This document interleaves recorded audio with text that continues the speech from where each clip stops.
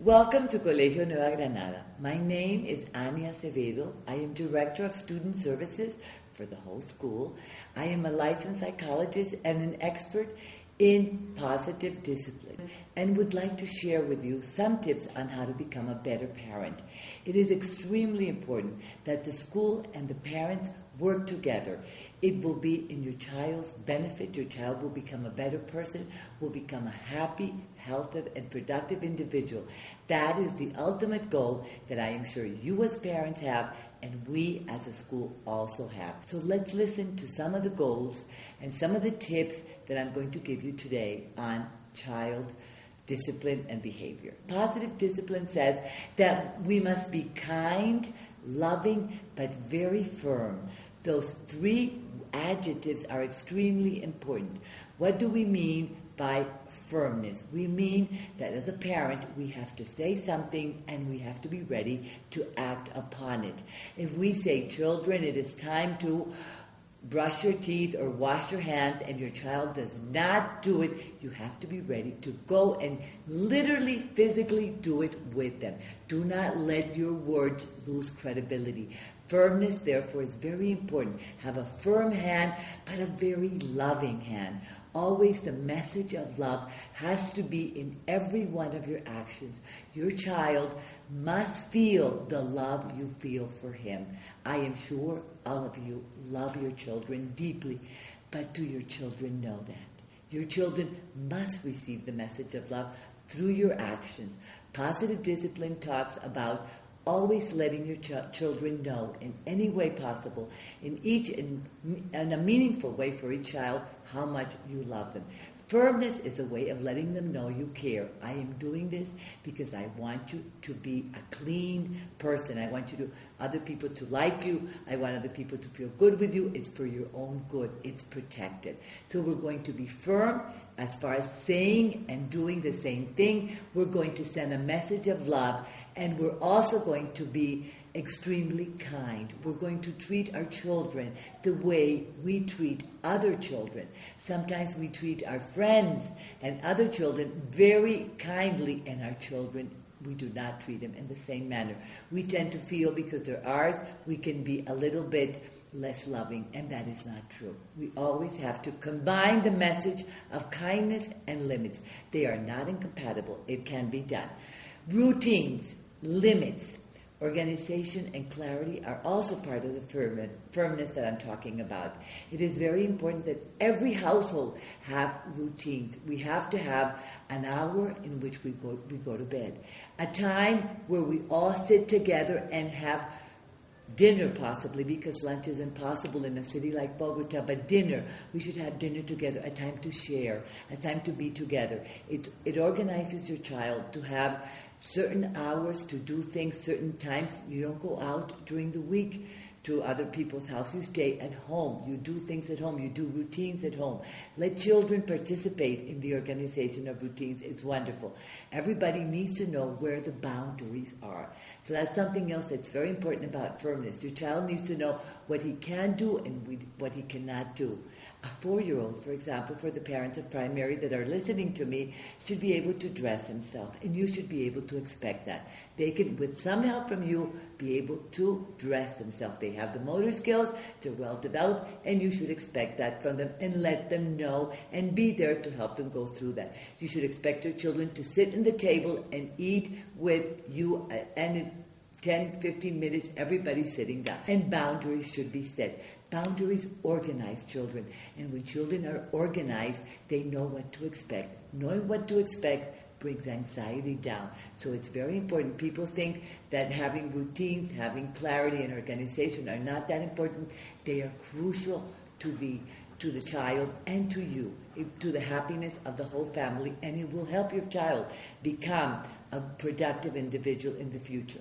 Another very important premise of positive discipline is for you to know as parents that you're always working to improve. You will never be a perfect parent, and you will never have perfect children. Just be there knowing that you will improve a day at a time. Learn from mistakes. Mistakes are learning opportunities, not only for you, but for your children. Also, a very important thing is to learn to listen to your children without always judging. We tend to be very judgmental, and we don't realize it, and it affects our children deeply. They feel judged, and they feel they're not loved. Listening in a reflective manner where we reflect the feelings is extremely important. For example, if your young child comes to you and tells you that they are very upset because they had a little fight with their friend, you have to validate their feelings. You have to say things like, I can see this really affected you. You do not like to fight. You feel bad because of what happened. Not for you to say, what a stupid thing. Fighting with a friend in kinder or first grade is nothing. It's just a little thing. It's a big thing for him. Make him feel that way. Do not judge him. I think it's extremely important that your child feels that you have listened, feels that you have validated, that you understand his feeling. It makes him feel accepted and loved. Something also that's very important within positive discipline is learning how to say no. There's a time where you have to learn how to say no. So be careful with your words. If you're constantly saying negative things the day you really want to know, for example, you want something to be unacceptable, and for your child to understand it's unacceptable, you have to be ready to say, no, you cannot hit me. You cannot hit somebody else. You have to decide as a parent what is important in your priorities, and then you have to be able to say no to that. No to stealing things. No to lies. No to hitting others. It's important to have credibility with your children also. Another very important premise of positive discipline is that positive discipline, as the word says, believes in always being positive about discipline. Discipline is important because it teaches your child what is acceptable and what is unacceptable. We all have to have some kind of discipline. According to your values, you as a parent decide.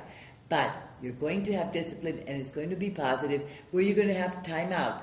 I don't like the way you're behaving. I want you to leave the room. It's because you are not being nice to others and you're being rude, and I will not accept that. The other thing that you will do is positive consequences or negative consequences will come of the child's behavior.